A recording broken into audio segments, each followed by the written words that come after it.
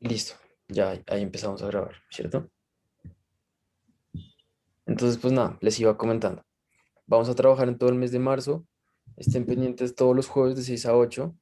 Vamos a estar rotando el link por la página de Conicis, por el grupo de Conicis y por el grupo de ACM para que estén pendientes. Y pues vamos a hablar básicamente de... Creo que Iván se congeló o soy solo yo.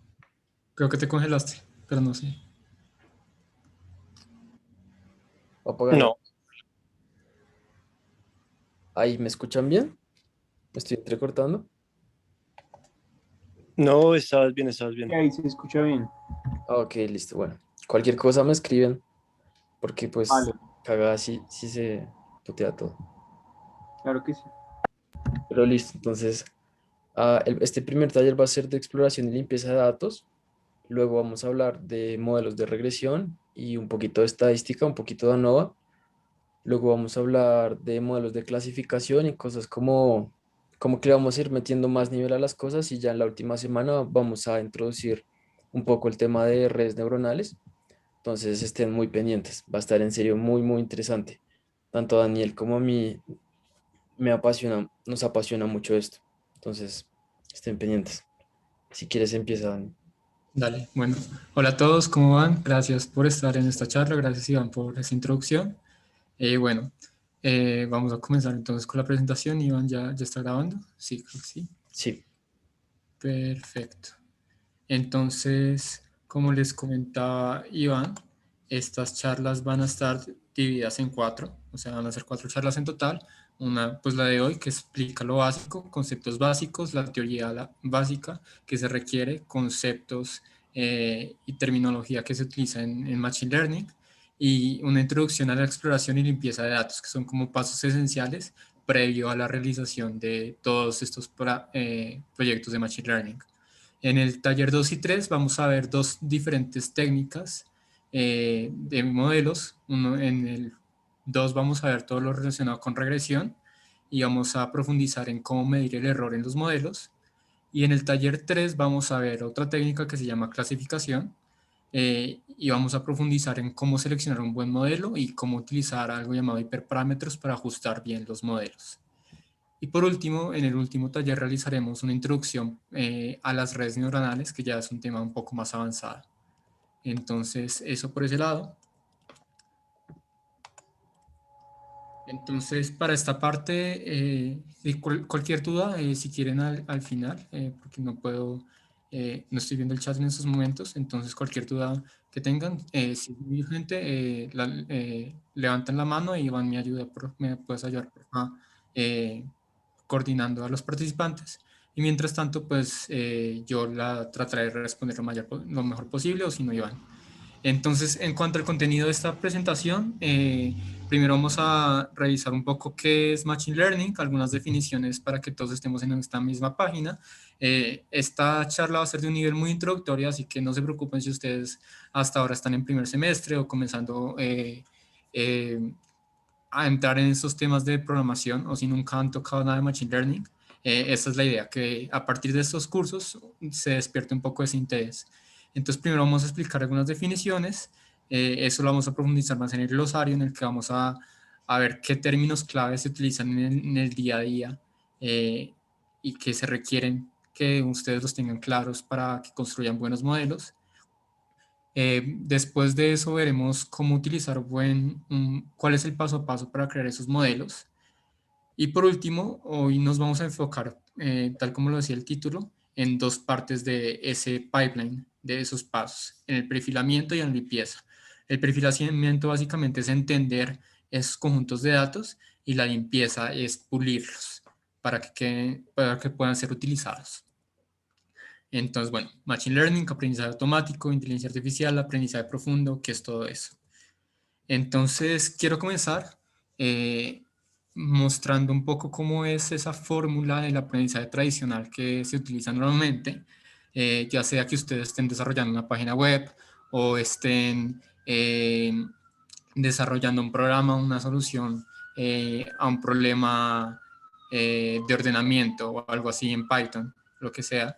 En el aprendizaje tradicional lo que ustedes realizan al echar código es por medio de unas instrucciones humanas y unos datos que pueden ser parámetros, estilos CSS, contenido, utilizan tanto las instrucciones humanas como los datos y eso genera o una respuesta o una solución, ya sea un software o un número, no sé, una aplicación que me permita sumar dos números, entonces son instrucciones humanas, los datos son los parámetros de los números que yo quiero sumar y eso me da una respuesta, que son pues ya los números sumados. Eso es tradicionalmente como se ha venido programando y como ustedes cuando han programado pues realizan eso.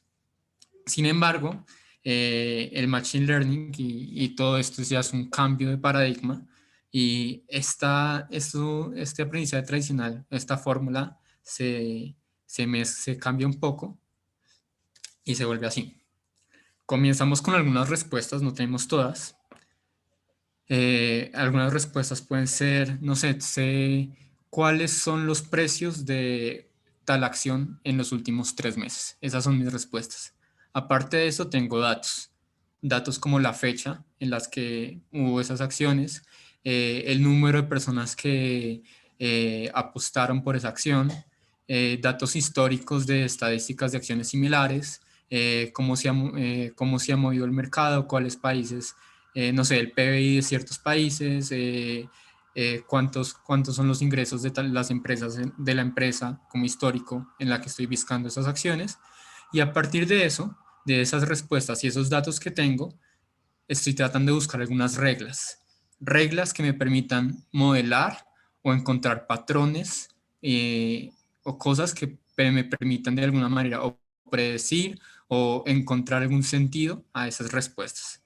Por eso comenzamos con algunas respuestas, no todas, porque a partir de esas reglas que encontramos con nuestro resultado, queremos posiblemente acercarnos a tener todas las respuestas. Y entonces, antes de entrar a Machine Learning, pues entra el componente de inteligencia artificial. Después veremos más a profundidad las definiciones, pero por ahora sí comienza a tener un componente de inteligencia porque no son instrucciones que les estamos dando linealmente a los programas como haz esto, haz lo otro, sino te estoy dando ya la respuesta, tú mira a ver cómo sacas algo a partir de eso. Entonces ahí ya se vuelve un componente un poco más inteligente. Todo esto como pues dato curioso y por, por honor a la carrera comienza desde Alan Turing, que formuló pues el test de Turing, que es básicamente una teoría o bueno, un concepto que permite definir a ver si una máquina realmente se puede pasar por una persona o comportarse como una persona humana. Entonces, bueno, ahorita voy a separar entonces los tres conceptos fundamentales: inteligencia artificial, machine learning y más a profundidad, valga la redundancia o pun intended, deep learning. Como les había dicho, es tratar de emular el comportamiento humano resolviendo algunos problemas. Y esos problemas pueden ser tanto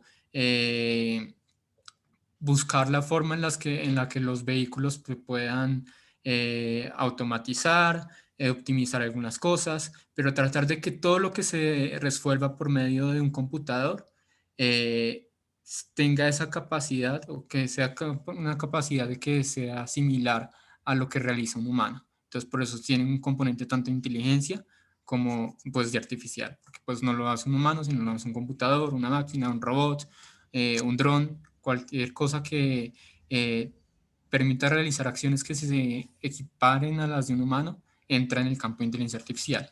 Y como subconjunto de eso tenemos en segundo lugar el Machine Learning, que O'Reilly, que es pues uno de los libros más famosos de Machine Learning, lo define como una ciencia y arte de programar computadores para que aprendan a partir de datos y resuelvan problemas de inteligencia artificial. Entonces, el componente de datos es muy importante, como vieron en las diapositivas pasadas, todo comienza a partir de los datos y la pregunta fundamental es cómo puedo hacer que realmente a partir de esos datos pueda sacar insights y conceptos que me generen algún valor. Y en tercer lugar, jerárquicamente en el último nivel, está el Deep Learning, que es una subdivisión de Machine Learning, que muchos acá supongo que la han escuchado, que ya utiliza unos conceptos que vamos a ver en el último taller que se llaman neuronas, y más específicamente no solamente usa neuronas, sino usa conjuntos de neuronas llamados redes neuronales para realizar el Machine Learning. Bueno, entonces esto es lo que más me gusta del Machine Learning, y es que se le puede aplicar a todo. Bueno, no exactamente a todo, sino todo lo que pueda generar datos de una forma no aleatoria, y que uno suponga o que asuma que hay una relación un poco determinística detrás de esos datos. Entonces, no sé, precios de casas, eh, el, si una imagen es un perro o un gato, todo lo que genere datos, transacciones, eh, imágenes de radiografías, todos esos datos se les puede aplicar Machine Learning. Eh, entonces sí, acá puse algunos ejemplos, algunos clásicos. Vehículos autónomos cogen datos de sensores, de lo que está pasando alrededor, tanto sensores de proximidad como de velocidad, y a partir de eso pueden tratar, no sé, de predecir la dirección o la velocidad a la que debería actuar, pues ese vehículo autónomo. Un problema de clasificación tradicional: clasificar correo entre si es spam o no spam, dependiendo de su contenido, dependiendo del remitente, predecir acciones, y también realizar traducciones o traducir de un lenguaje a otro, incluso traducir de un texto a imagen. Hay una aplicación que me encanta que se llama que se llama DALL-E, una mezcla de palabras entre Salvador Dalí y el robot de Wall-E. Y básicamente, esto es muy reciente, le metes un texto describiendo, no sé, un escenario, una pintura. Por ejemplo, en este caso está una imagen de un zorro sentado en un bosque, y le puedes definir hasta el estilo de la pintura, en este caso de Slow Poly, y se generan un montón de imágenes automáticamente. Entonces, esta es una de las aplicaciones y una de las que más me gusta del Machine Learning, de cómo a partir de un texto se pueden generar imágenes automáticamente. Bueno, entonces ya pasada esa primera parte, voy a definir algunos conceptos, algunos términos que se requieren. El primer término es dataset o conjunto de datos, que básicamente lo que es con lo que se va a trabajar, es lo esencial. El primer paso es siempre definir un conjunto de datos. Todos los datos, esos datos pueden ser estructurados, o sea, tipo Excel, tipo una base de datos en Oracle, que pues es súper estructurada, en la que le puedes hacer consultas SQL, o pueden ser datos no estructurados, pueden ser textos, pueden ser libros, pueden ser imágenes, puede ser hasta cadenas de proteínas, no sé, cosas por el estilo. Pero sí, con lo que trabajes, ese es tu dataset. Dependiendo del problema, dependiendo del negocio, eh, todos los datos con los que comienzas a hacer esa investigación, es el dataset. Atributo normalmente es una característica, algo que puede influir en que se realice esa predicción, o pues en el caso de los de predicción, o que influya. Y esa característica básicamente es una columna en un Excel, en el caso de los datos estructurados. Por ejemplo, si yo tengo una tabla en Excel, eh, un CSV con precios de casas, eh, y puedo tener como atributo el metro cuadrado de cuánto es esa casa. Otro atributo puede ser el número de pisos de la casa. Otro atributo puede ser la dirección de la casa.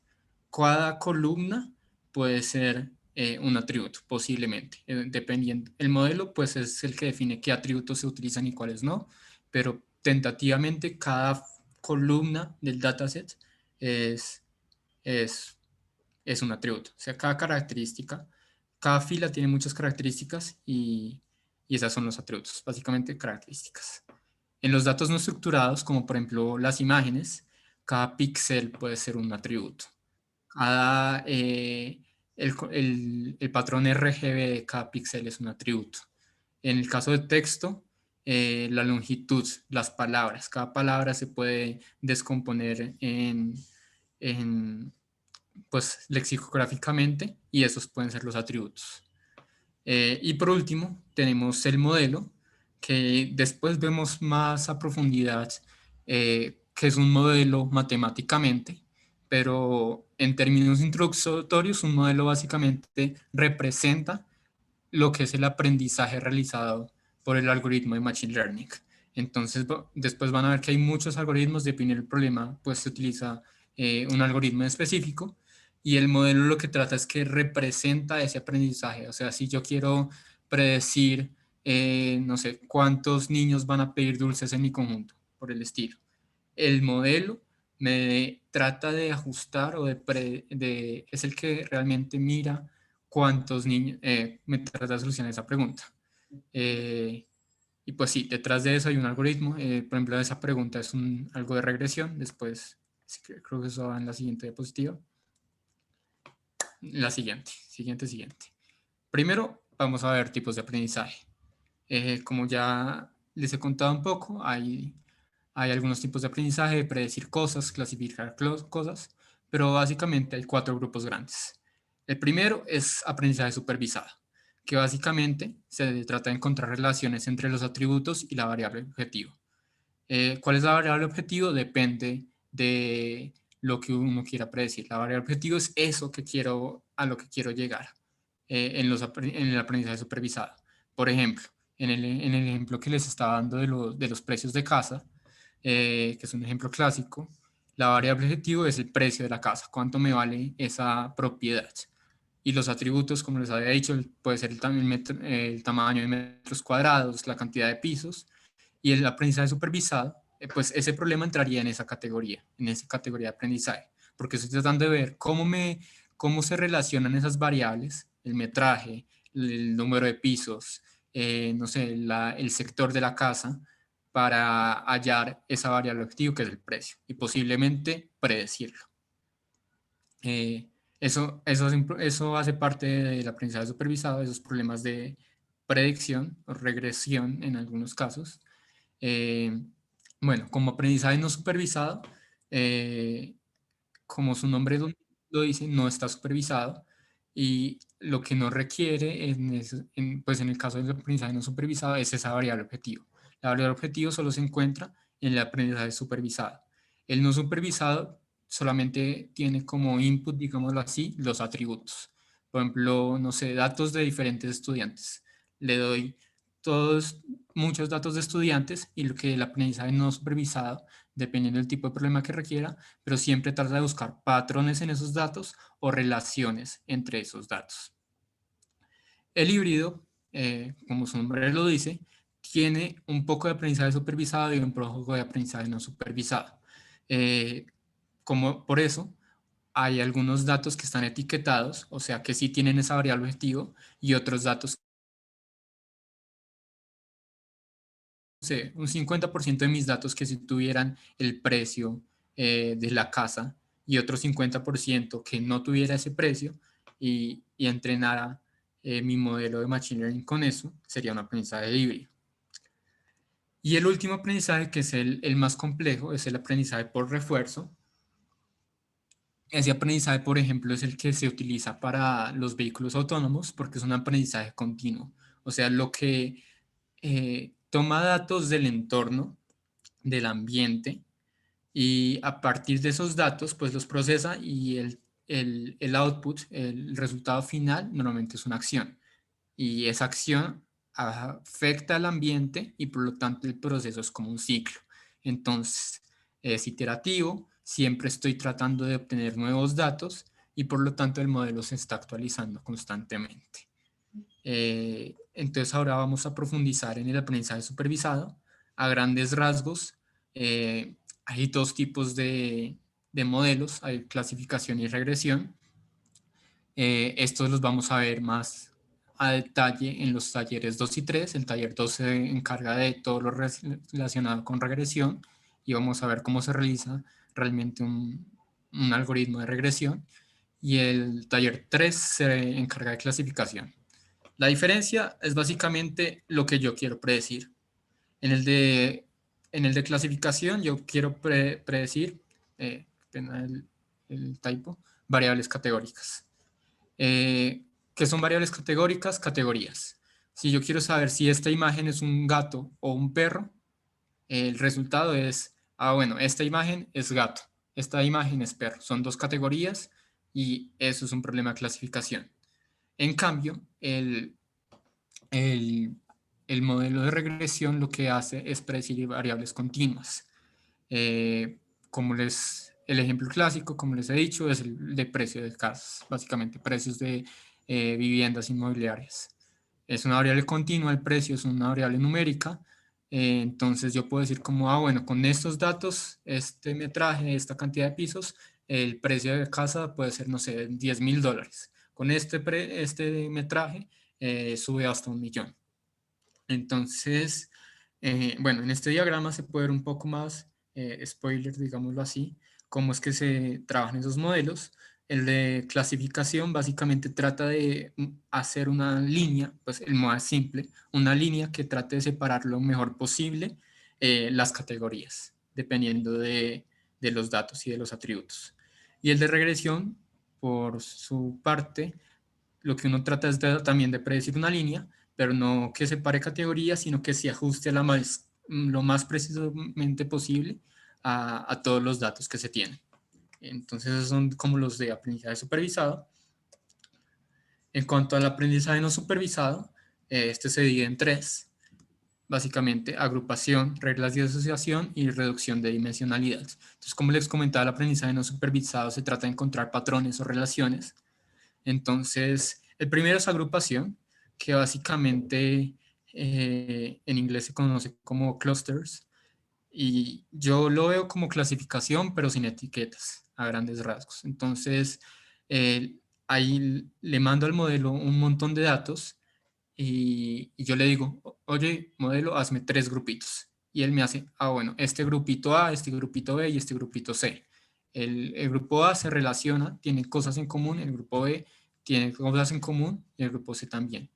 Están muy parecidos. Entonces él me los agrupa en 3 grupos. Esto, eh, esto no necesariamente quiere decir que los de la sean de una categoría, y esto sirve normalmente cuando no se tienen las respuestas de a qué categoría pertenecen esos datos. Entonces, se puede usar, por ejemplo, no sé, si se tienen, no sé, personas y se quieren ver relaciones o cosas que tengan algunas personas en común, se puede hacer con técnicas de agrupación si todavía no se sabe con certeza qué es esos elementos que tienen en común. Y luego sí se puede hacer un estudio más a profundidad. El segundo es reglas de Dani, asociación. Dani, ¿me dejas mostrar un ejemplo ahí? Sí, claro, claro, Iván. Como algo que tuve la Eh, oportunidad de hacer el semestre pasado. Voy a compartirles pantalla un segundito.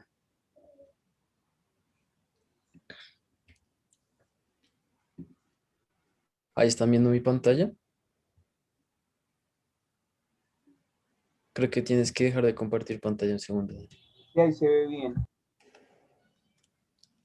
Bueno, entonces vean, un ejemplo de clustering o de un análisis de agrupación les puede servir, por ejemplo, para algo que tuve la oportunidad de hacer el semestre pasado, como les digo, en una clase de maestría de industrial que se llama Flujo en Redes.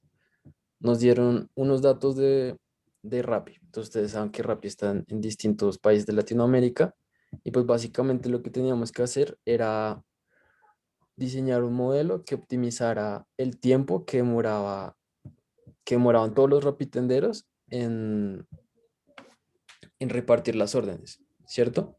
Entonces, pues, normal. Lo que hicimos con mi grupo fue empezar a hacer la exploración de los datos, pero entonces ya en el proyecto final usamos un algoritmo de clustering que se llama K-means para hacer lo que les voy a mostrar acá. Entonces, vean este mapa. Este mapa muestra ahí como unos punticos y los punticos rosados son los rapitenderos, ¿sí o no? Los, los negros son las tiendas y los azules son los usuarios.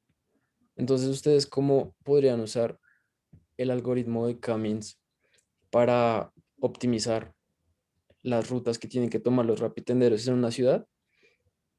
Básicamente nosotros lo que hicimos fue coger y hacer una agrupación de cuáles puntos estaban más cercanos entre sí y como que buscábamos la cantidad de grupos que me permitiera cumplir más órdenes y dividíamos estos punticos que están acá en en esa cantidad de grupos.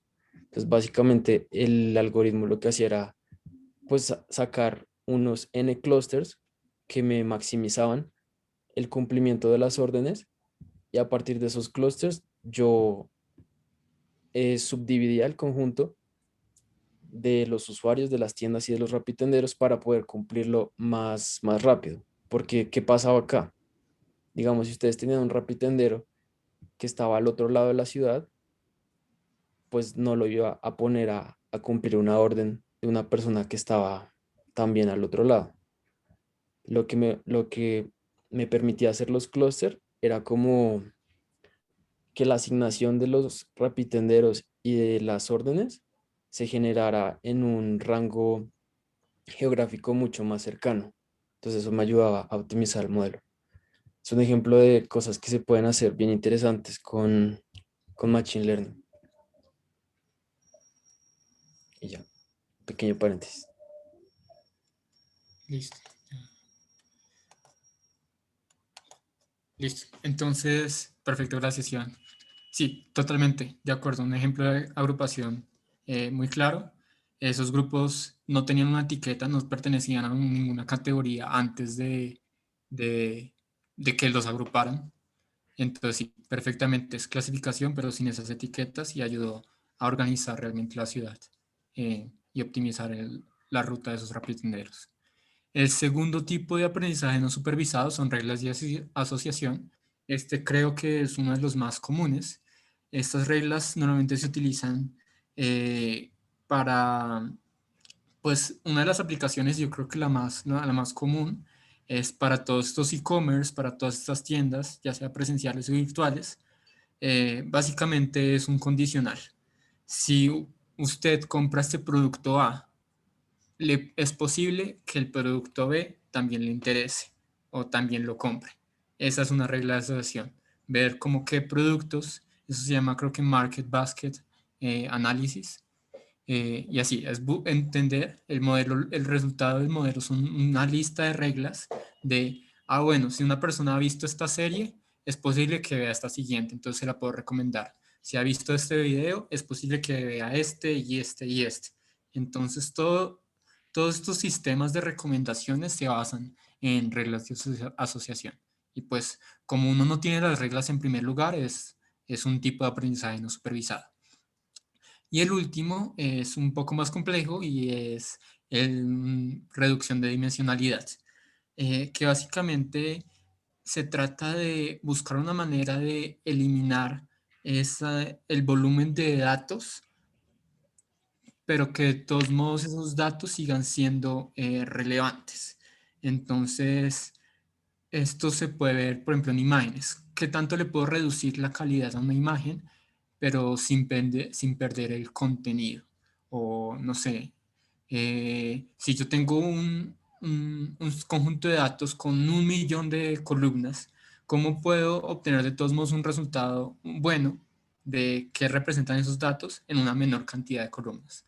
Y eso es muy interesante y muy útil, sobre todo cuando se manejan una cantidad grande de datos o un volumen grande de datos, como por ejemplo pueden ser imágenes, videos, en técnicas de compresión y de todos modos que la calidad siga siendo buena o que el resultado siga representando eh, pues el producto original, o sea que no se pierda como eh, esos datos y esa imagen de original. Entonces eso es el aprendizaje no supervisado. Eh, Acá puse una gráfica, está un poco pixeleada, pero se lee bien y es un resumen de lo que les acabo de decir. Eh, Al final de la presentación hay algunos enlaces en los que pueden encontrar más información con respecto a esto. Si quieren después, si tienen alguna duda, si quieren aprender más, yo creo que tanto Iván como yo les podemos enviar algunos recursos, pero básicamente ese es el resumen. O sea, hay diferentes tipos: supervisado, no supervisado, semisupervisado o híbrido, y por refuerzo. Entonces, en supervisado, como les dije, tenemos regresión y clasificación. En no supervisado tenemos principalmente clustering y asociación, pero también hay reducción de dimensionalidad. Y bueno, ahí están algunos ejemplos para algunas cosas. Entonces, pipeline, ¿cómo hacer? ¿Cómo comenzar ya el paso a paso para realmente hacer machine learning y ponerse manos a la obra? Primero, quiero recalcar que machine learning yo creo que se compone de tres partes fundamentales. La primera, y yo creo que es una de las más importantes, sobre todo porque eh, hay un componente grande de estadística en esto, es matemáticas. No solamente estadísticas, sino también se requiere álgebra lineal, sobre todo para las redes neuronales. Pero sí, se requiere un componente grande de matemáticas. Y si se desea hacer machine learning de una correcta manera, es necesario entender y comprender realmente qué está pasando detrás del algoritmo, por qué está funcionando de esta manera. Y para eso se necesitan tener buenas bases matemáticas. Yo creía que sobre todo en, en estadística, probabilidad y un poco y álgebra lineal. En segundo lugar, manejo de datos. Sobre todo no se puede entender machine learning, lo vamos a ver desde un poco más adelante en la presentación, pero se tienen que conocer qué datos se trabajan. Y por último, desarrollo de software, en cuanto a que pues, se requieren utilizar herramientas tecnológicas, ya sea en Python, ya sea en R, ya sea, no sé, en Nine, que es una herramienta que se utiliza en el curso de inteligencia de negocios, pero de todos modos se necesitan utilizar o librerías como Pandas o pues sí, o IDs, pero sí, se necesita un componente de software para desarrollar Machine Learning. Entonces, esos son como tres cosas fundamentales y el paso a paso es este. Entonces, primero, definir problema. Se define, yo quiero predecir los precios de las casas. En segundo lugar, se recolectan datos, se perfilan los datos y se limpian, que es lo que vamos a ver en el laboratorio de hoy. Se hace un paso fundamental, que es como el core, que es el entrenamiento del modelo, porque a partir de esos datos se tiene que entrenar algo que realmente haga esas predicciones, esas clasificaciones, o que encuentre esos clusters.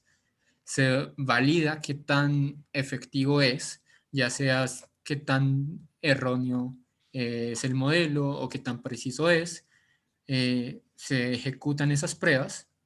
Después de esas pruebas se validan, se analizan. Bueno, estas pruebas me dieron algunos resultados. Y el proceso se puede ir repitiendo. Se puede ajustar algunas cosas en el entrenamiento hasta que el modelo quede lo más preciso posible. Y por último se hace el despliegue. Entonces, en resumidas cuentas, para definir el problema, eso se depende cada uno dependiendo de lo que quiera realizar, pues lo define o el negocio, en los casos más profesionales, o cada uno personalmente. O incluso hay competencias que ya tienen problemas. Hay una página que se llama Kaggle que tiene hartos problemas y también hartos datos. Entonces, si quieren ver problemas, ahí están. Segundo lugar, recolectar datos. Hay fuentes públicas como datos.gov en la que se pueden encontrar datos abiertos. O lo que recomiendo es comenzar con datasets que sean amigables como para principiantes, que les recomiendo un dataset que se llama Iris, sobre todo para clasificación, y el de precios de casas, que es el que vamos a ver creo que en el laboratorio de hoy. Y todos esos datos son de UCI, que es creo que Irvine, California. Perfilar y limpiar datos lo vamos a ver hoy. Y entrenamiento, pruebas, validación, ajuste y despliegue, lo vamos a ver principalmente en el taller 2, los conceptos de qué se hacen cada una de esas etapas y los diferentes tipos de entrenamiento, pues se realizan en taller 2, 3 y 4, dependiendo del modelo. También, para los que ya vieron BI, esta imagen les debe ser conocida, pero sí para la parte de datos se utiliza algo llamado CRISP-DM, que es como un estándar en el proceso que se requiere para realizar un buen manejo de datos. Entonces, primero entender el negocio, en segundo lugar entender qué son los datos, preparar los datos, luego hacer el modelado que en el slide anterior era toda la parte de entrenamiento, la evaluación, que si una evaluación está errónea o requiere retroalimentación, se puede devolver al paso de entender el negocio otra vez, porque tal vez las evaluaciones me hacen cambiar el negocio, o al revés. Y después de una buena evaluación ya se despliega el modelo. Todo esto es un ciclo constante de retroalimentación. Y bueno, este es el modelo CRISP-DM que se utiliza constantemente. Entonces, entrando ya en materia de perfilamiento, bueno, acá hay una lista. EDA es análisis exploratorio de datos. Esta es como una checklist básica de lo que se debería hacer a la hora de perfilar esos datos. Y en esta parte, sobre todo primero tener muy en cuenta de que este perfilamiento no es yo quiero graficar los datos y ya, sino realmente yo quiero saber qué es lo que voy a hacer con esos datos y de qué me sirven esas gráficas y qué es lo que realmente estoy aprendiendo o qué valor obtengo de graficar y de entender las características de mis datos.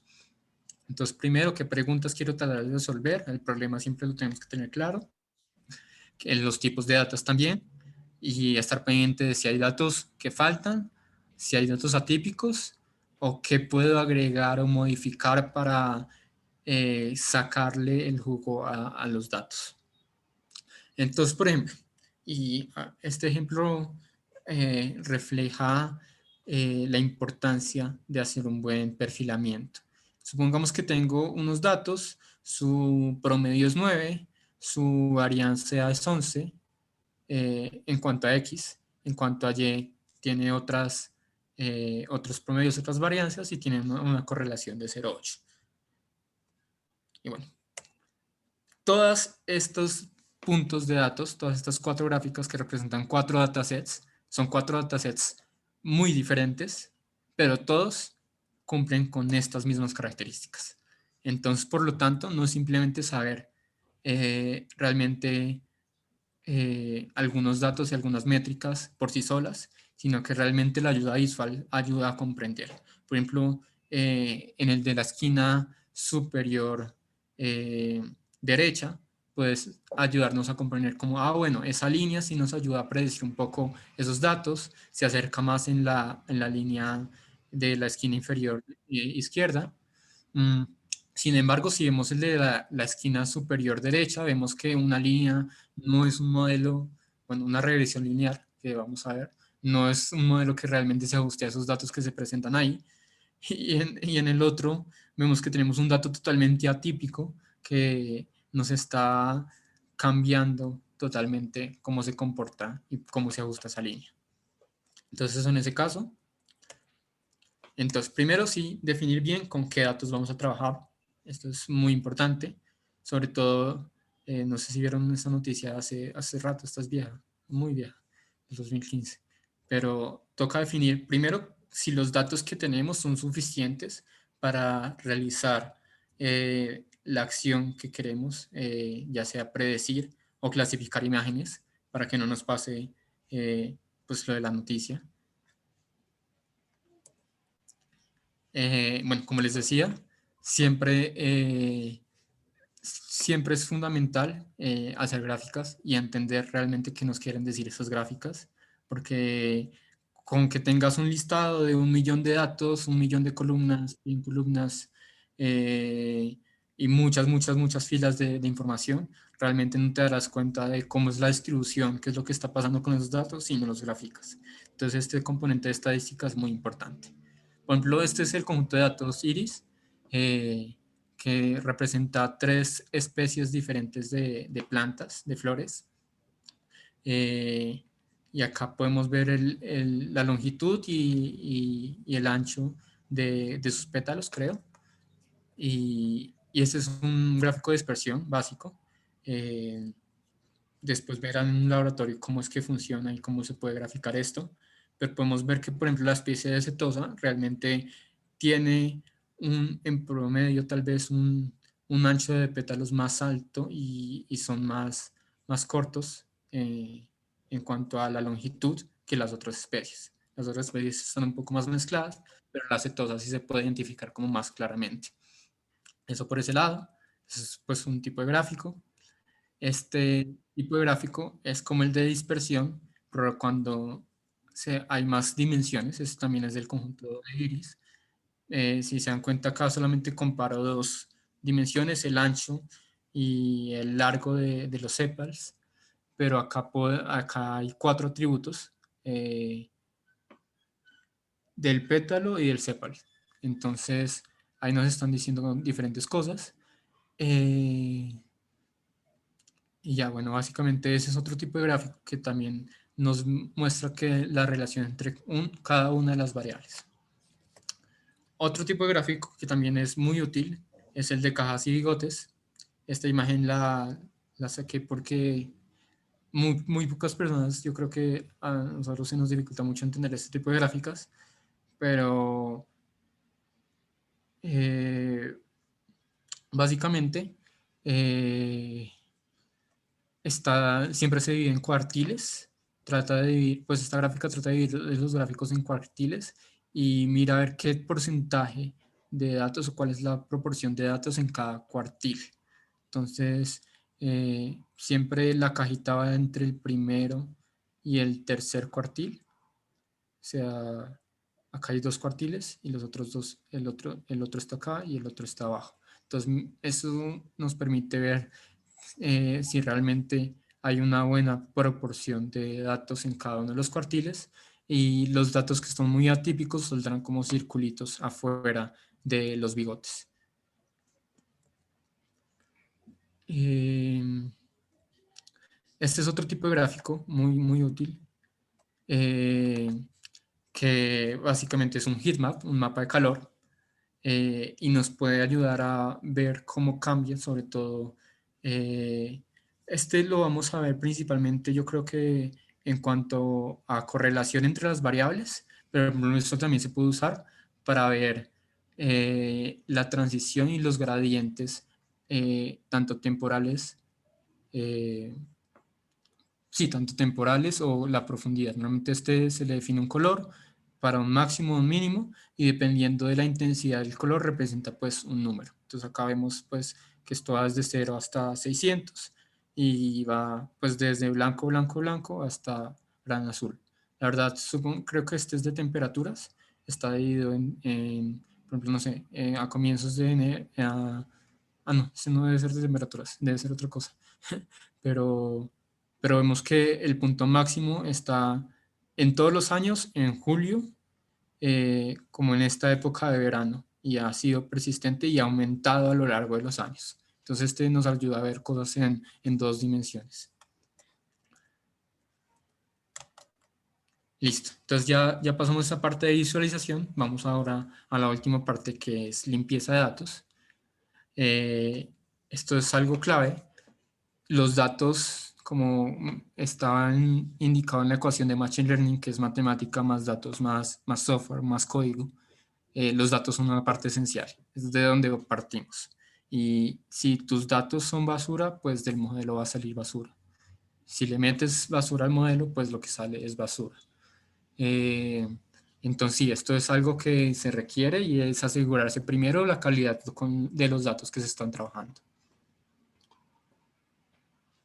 Entonces, estos son los pasos de limpieza de datos. Primero, pues el paso 1, que en realidad es el paso 0, es perfilar, que es lo que vimos en la sección anterior, saber con lo que se está trabajando. Después vienen 3 cositas. Primero, seleccionar, saber qué datos se usan, qué datos faltan, qué datos, valga la redundancia, selecciono para utilizar en mi modelo. Luego sigue preprocesar, que es básicamente organizar la forma, el formato de los datos. A continuación está transformar, que ya es coger esos datos, este dataset, y cambiarlo más a profundidad, o sea, agregándole, editando, eliminar columnas, en los casos de que tus datos sean tablas. Y por último, validar y ver si esa limpieza que se realizó en el paso 2, 3 y 4 fue correcta, fue adecuada, si quedó faltando algo, si es como un perfilamiento otra vez, pero ya viendo, bueno, esto que hice limpiando sí me ayudó a que los datos estén de mayor calidad. Entonces, en seleccionar, básicamente yo lo puse así. Primero se cargan los datos, ya sea de un CSV, de un Excel, en el caso de los datos de tabla, que puede ser cargado de un Excel localmente, un Excel en una URL, un Excel en una base de datos, puede ser cargar un documento, cargar un montón de imágenes, de Drive, de lo que sea, pero sí, cargar los datos. Después de que se haya hecho, pues después de primero hacer el perfilamiento, obviamente, y esos datos que se cargaron y que ya se saben, bueno, yo tengo esos datos, normalmente se dividen en dos, en entrenamiento y test, o en tres secciones, entrenamiento, test y otra validación adicional. Eh, ya, se hace esa partición de datos como para separarlos en dos. Después vamos a ver la próxima sesión por qué se hace esa partición y realmente qué se busca con esos datos de test.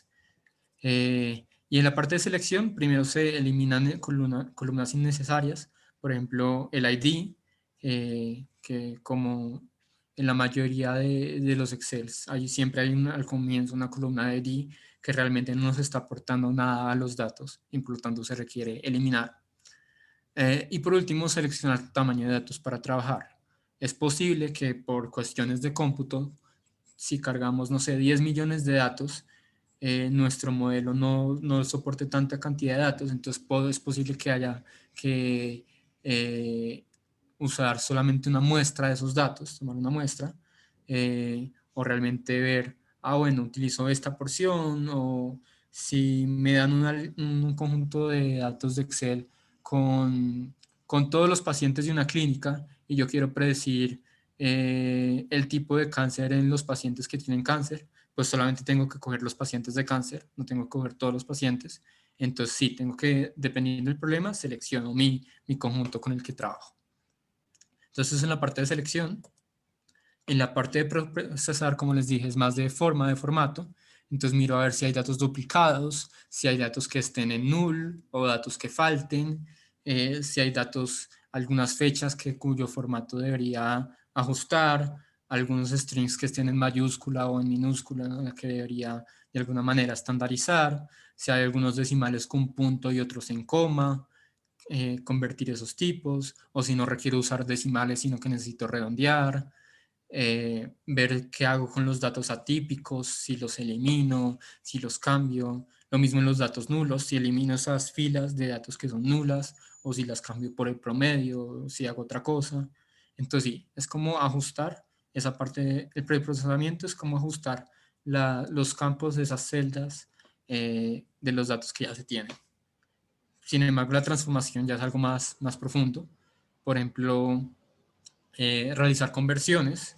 Si, por ejemplo estoy trabajando con notas, no sé, notas, sí, de alguna materia, de alguna clase, realizar conversiones entre las notas, a ver si fue aprobado o reprobado, crear una nueva columna, a ver si aprobó o reprobó el curso del estudiante, ver si se elimina entonces la columna. Si solo me interesa si el estudiante aprobó o reprobó el curso independientemente de su nota, pues tengo que hacer esa conversión de las notas, o cualquier conversión que se requiera de los datos es una transformación. Normalizar, que es si tengo una columna de datos numéricos, no sé, el precio no, el precio no, la profundidad en la que se encontró un yacimiento petrolero en el mar. Y eso, no sé, está entre 100 metros y 1.000.000 de metros, o algo por el estilo. Normalizar lo que me ayuda es que cambie esa variable y la pone en un intervalo de 0 a 1, no solamente la pone en un intervalo de 0 a 1, sino que además de eso la trata de estandarizar para que siga una tendencia normal.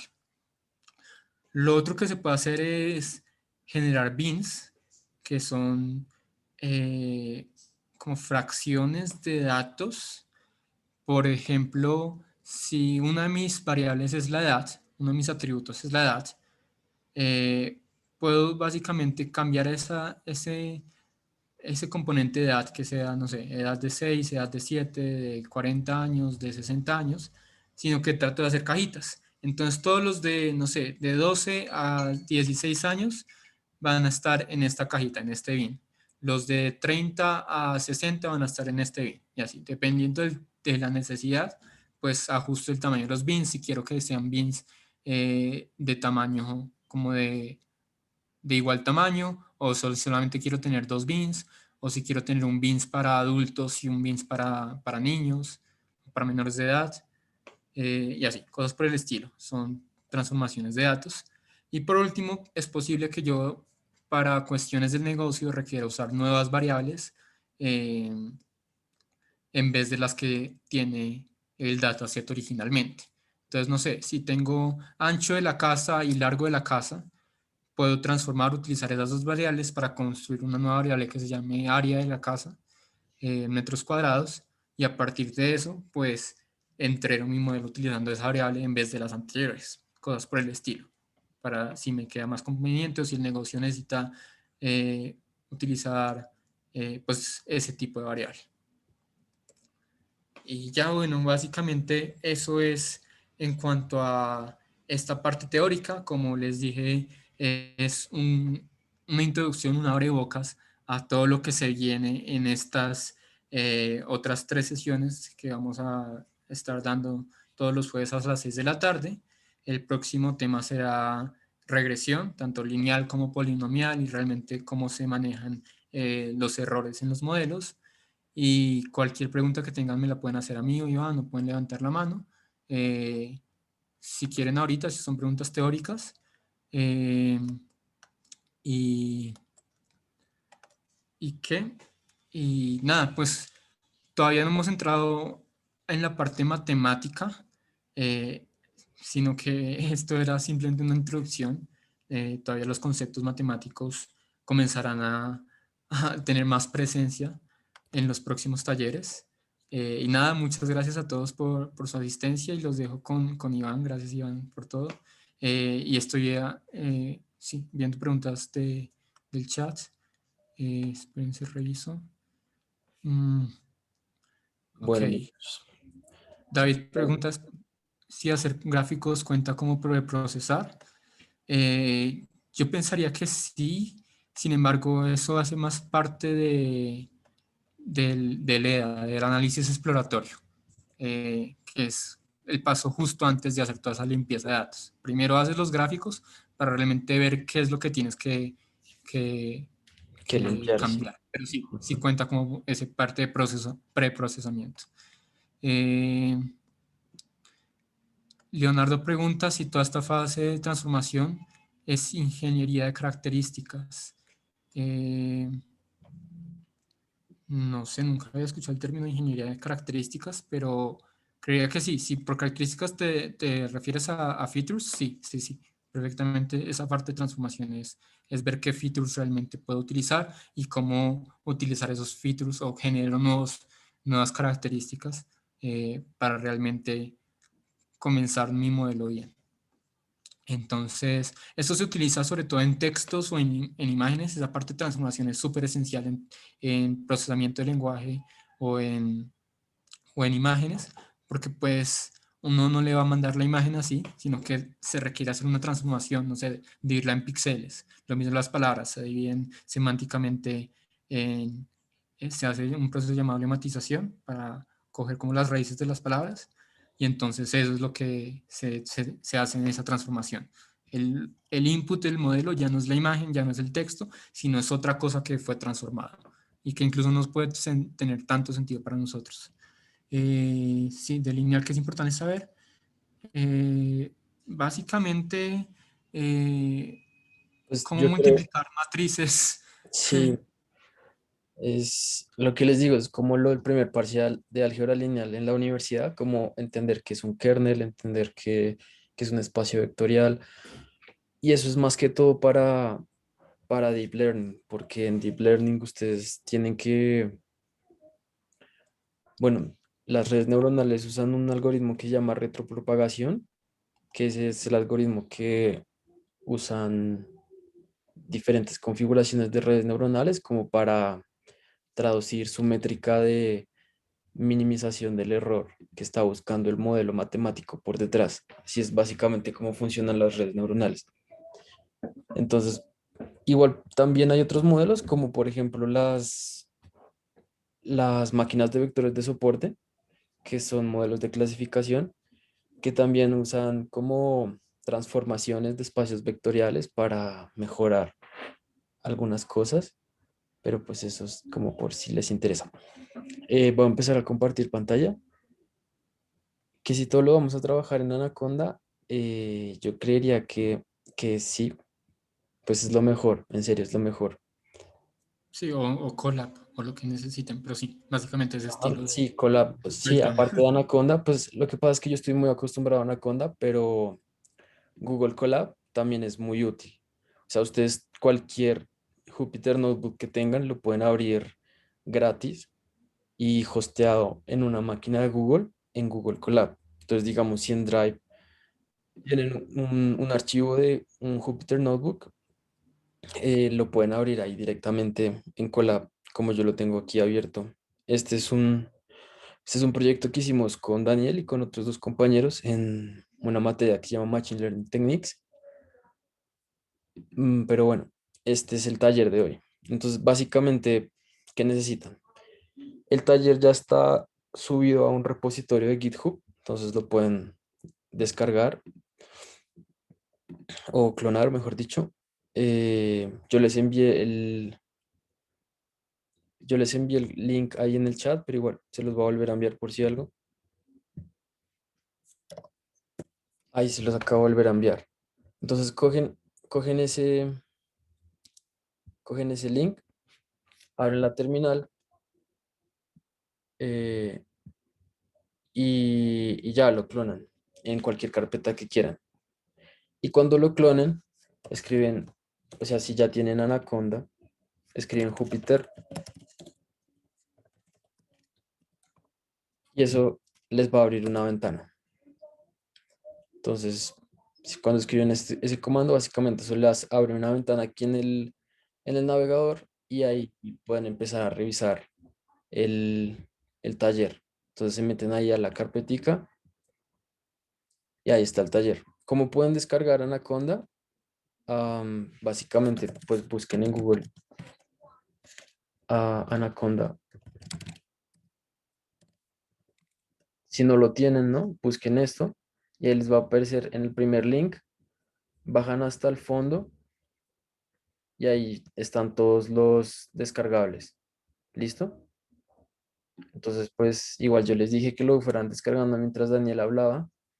Solo lo dejan ahí corriendo y no les quita nada de atención. Y pues nada, ya después de tener Anaconda pueden trabajar con la distribución. Anaconda básicamente es una distribución de Python y de R. R también es muy usado, sobre todo en ciencia de datos, para, pues para todo lo que se hacen los análisis. R en la universidad yo lo he usado mucho para análisis de regresión, para probabilidad, simulación de eventos discretos y cosas por el estilo. Este segundo paso, o sea, ya cuando abren el taller, lo que se van a encontrar es como primero un índice. Toda la primera parte va a ser de exploración de datos y toda la segunda parte va a ser de limpieza y transformación de datos. Cualquier cosa que se pierdan, me dicen, abren el micrófono y me hablan o me escriben por el chat y yo abro el chat acá, porque perderse es muy fácil acá, listo, sobre todo si todavía no tienen bien configurado el ambiente, como si de pronto todavía no tienen Anaconda o no tienen tanta experiencia, perderse es medio fácil. Entonces cualquier cosa me dicen, ¿listo? Pero ahí voy a ir lentico. Entonces, básicamente, ¿cómo funciona Anaconda?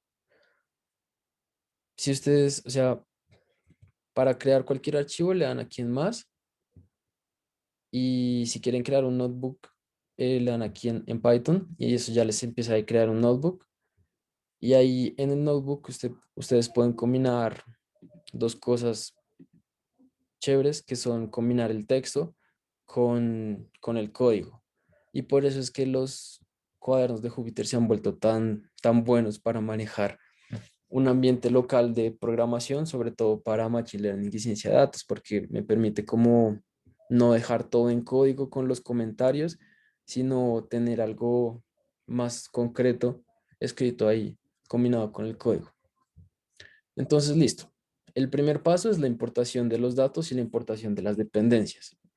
Entonces, básicamente lo que vamos a encontrar acá es todas las dependencias que necesitamos a lo largo del proceso de exploración y de limpieza de los datos. Entonces, pues aquí nosotros corremos con control enter la celda y la rayita azulita significa que ya ejecutó. Y cuando ya ejecutó, aquí se les pone como el numerito del número de ejecución que tiene esa celda. Lo segundo que vamos a hacer es importar los datos. Entonces, existen varias maneras de importar datos al ambiente dentro del notebook que estamos trabajando. Una es leerlo desde un archivo local. Entonces, en este caso, como pueden ver, yo aquí tengo un archivo CSV que está en mi máquina, ¿cierto? Entonces, uno es tener el archivo local y leerlo con pandas desde ahí. Otro es tenerlo hosteado en una IP pública o en una URL pública. En este caso, estos datos están hosteados en una URL pública. Estos datos son de un curso de IBM y pues yo básicamente lo que hacen es hacer lo mismo, pero con la URL. Y otro, como un plus que me gustó poner acá, fue que también pueden cargar datos a Jupyter desde Google Cloud Platform. O sea, uno de los servicios de Google Cloud Platform es BigQuery y BigQuery tiene datasets públicos. Entonces, si quieren ver cuáles son los datasets públicos de Google Cloud Platform, ponen como public datasets. Iván, ¿qué tal? Buenas noches. Qué pena. Es que ¿Qué tal? en el chat están preguntando que cómo se hace para abrirlo en Windows. En El, Windows, Yo ah, creo que lo más fácil sería abrirlo en Colab. O sea, Colab ya tiene todas las librerías ya instaladas. sí, pues también pueden importar el notebook a Colab y ahí lo abren y empiezan a ejecutarlo ahí. Entonces, en este caso, pues, miren, aquí lo tengo en Colab, ahí les permite correr las celdas igualmente. Impórtenlo a Drive y ahí pueden empezar a trabajar sin mayor configuración. Bueno, entonces les voy a seguir explicando aquí en Colab, ya que lo mencionan. Entonces, pues, como les estaba contando, ahí pueden buscar los datasets públicos de BigQuery y el único complica aquí es que van a necesitar el ID del dataset. En este caso, pues, yo aquí estoy importando, este es el ID del dataset que yo estoy importando acá. Y pues esto es como lo único medio complicado de conseguirse, pero ahí lo van buscando y lo van encontrando. Mm, pues o sea, busquen en Google y ahí van encontrando las cosas. Igual en el taller yo les dejé algunos links. Aquí puse como un pequeño paréntesis de algo que es necesario si ustedes quieren empezar a trabajar con datos públicos que están hosteados en BigQuery, y es que tienen que configurar mm, el API, o sea, tienen que activar el API de BigQuery con su cuenta de Google Cloud Platform. Tienen que crear una cuenta, por supuesto. Y luego de activar el API de BigQuery, tienen que crear unas credenciales que son como variables de entorno en su máquina local. Entonces, en este caso, en este link, ahí pueden encontrar como el tutorial de Google que les explica todo. Literal, es muy bueno, es un paso a paso. Y Aquí les explican cómo habilitar las APIs, cómo configurar Python, cómo configurar la autenticación, que este es el paso que les digo de las llaves locales. Entonces tienen que configurar un par de variables de entorno y ya, eso es básicamente todo. Digamos que no me va a quedar tanto tiempo ahí. Am, pero listo, entonces básicamente cómo se cargan los datos con read CSV, o si quieren cargar un Excel es con read Excel, me parece. Y ya, igual ahí les quedan los métodos como en el notebook. Entonces básicamente, ¿qué es lo primero que uno hace cuando empieza a explorar los datos? Lo primero que quiero hacer es como ver cómo son los datos que me acaban de pasar. Y eso lo hacen con el método .head, que es un método que le pueden ejecutar a cualquier data frame. Pandas maneja todo en data frames, entonces todo lo que ustedes carguen va a quedar convertido en un data frame con Pandas. Y pues Pandas tiene una documentación inmensa de métodos que ustedes pueden hacer para no solo visualizarlos, sino también transformar los datos, que eso es lo que vamos a ir mirando en el transcurso del taller. Entonces, en este caso tenemos tres fuentes de datos distintas. La primera es de casas. Entonces, en este caso tenemos como la fecha, tenemos el precio, el número de habitaciones, los baños, los metros cuadrados de vivienda, el metro cuadrado del lote, la cantidad de pisos, etcétera. Y la idea de estos datos es como con estos datos que me dan de la casa, predecir el precio de ese inmueble. Mm, Entonces, pues eso vendría siendo en un modelo de regresión, que lo vamos a ver ya en el próximo taller. En este caso, tenemos también unos datos de carros en los cuales, pues, es exactamente lo mismo. Tenemos como distintas características de carros y lo que queremos hacer es eh, averiguar el precio del carro. Y en este caso, que son los datos de, de Google Cloud Platform, lo que tenemos son algunas características de árboles a lo largo de Nueva York. Y lo que yo quisiera averiguar es cómo, dependiendo de sus características y de su ubicación geográfica, por eso es que me dan los datos de la latitud y la longitud, como cuál es el estatus del árbol. Entonces, ¿está vivo o eh, está como marchitado o algo así? Pero bueno, ahí lo van viendo. En este caso vamos a trabajar todo el taller con los datos de los carros. Y entonces, luego de básicamente tener una visualización a grandes rasgos de cómo son mis datos, lo siguiente que yo quiero hacer es como ver qué características, o sea, cuántos datos tengo y cuántas columnas tienen puntualmente y qué tipos de datos son. Entonces, eso lo podemos hacer de esta manera. Esperen, y ejecuto esta celda de acá.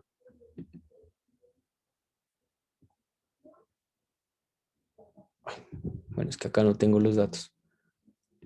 Me va a pasar acá entonces.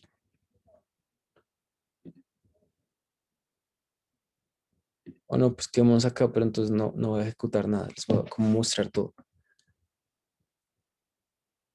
Entonces, básicamente, lo que quiero hacer es como mirar el tamaño del data frame, mirar las columnas y mirar cuáles son los tipos de columnas que tengo, que eso lo tengo con dtypes. Ustedes van a encontrar algo que les dejé ahí en el repositorio, y es una cheat sheet de pandas. Y ahí en esa hojita van a encontrar como muchos métodos útiles que pueden usar para pues empezar a jugar con pandas. Pueden hacer varias cosas, pueden cambiarle los nombres a las columnas, pueden crear nuevas columnas, generar como métricas, la media, la varianza de una columna y cosas por el estilo. Entonces, básicamente aquí con este atributo del data frame, yo puedo mirar como cuál es el tipo de dato que se está guardando en esa columna. Entonces, por ejemplo, acá tengo la columna symbolic, que son números, make, aspiration, number of doors son objects, y cuando son objects lo que significa es que son textos.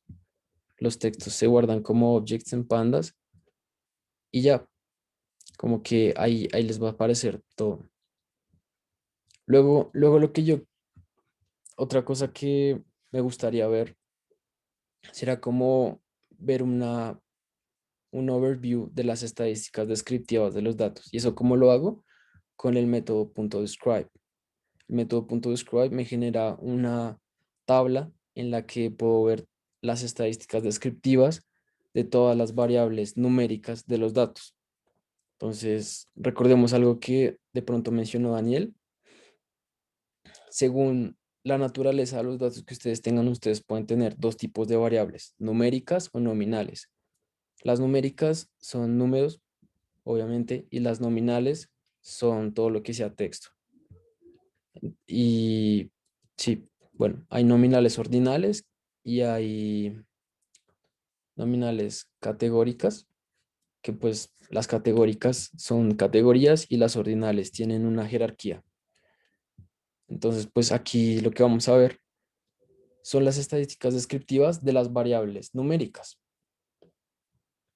Y entonces ahí puedo empezar a ver cómo cuáles datos tienen datos atípicos o tienen datos nulos. Entonces, digamos aquí en este caso, la primera fila lo que me dice es cuántos datos hay en esa columna. Entonces, por ejemplo, aquí miremos que en stroke no tengo los 201 que se repiten en todas, sino tengo 197. Entonces, eso ya me dice que tengo algunos datos nulos en esta columna y eso de pronto pues me interesa porque no quiero meterle basura a mi modelo, ¿verdad?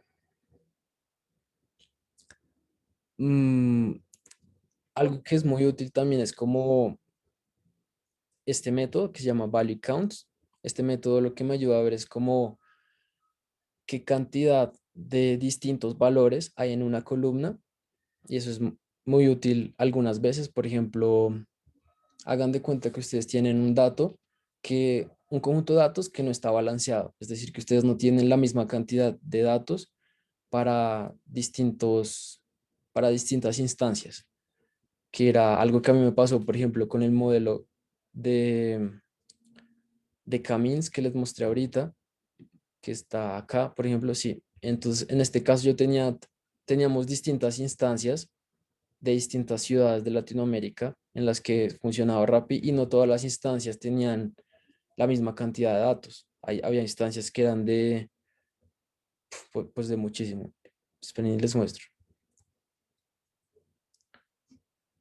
Teníamos instancias que eran de 125.000 datos y estas eran como de Bogotá. Y eso cuando ustedes están optimizando es un monstruo, eso se les va a demorar un mundo en correr los algoritmos.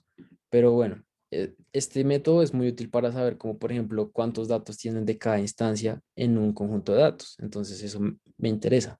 Aquí pues pueden ver un ejemplito del método aplicado a una columna. En Pandas, ustedes cómo manejan los datos, todo se maneja por índices. Entonces, cuando escriben corchetes cuadrados y meten ahí el nombre de la columna, eso les va a seleccionar únicamente esa columna de esos datos. Y también hay un par de métodos que son iLog y log, que les ayudan digamos, a seleccionar los datos de una manera más personalizada. Yo se los voy bueno, se los voy a mostrar en el próximo taller para que vean, porque también son muy útiles. Entonces, en, en el tercer paso del taller, lo que van a encontrar es primero el análisis de gráfico de las variables numéricas. Entonces, en este caso, lo que hicimos acá fue generar visualizaciones de histogramas de cada una de las variables numéricas que están en mis datos. Y eso lo pueden visualizar con Matplotlib, que fue una de las dependencias que importamos al inicio. Y pues aquí esto me interesa porque dependiendo de las variables que yo tenga y dependiendo de la cantidad de, de datos que yo tenga en mi dataset, digamos, vean esta de acá, que es el precio. Esto tiene, bueno, tiene una distribución como específica. Cuando vean probabilidad se van a acordar de mí. Esto es una distribución como exponencial o Poisson, si quieren.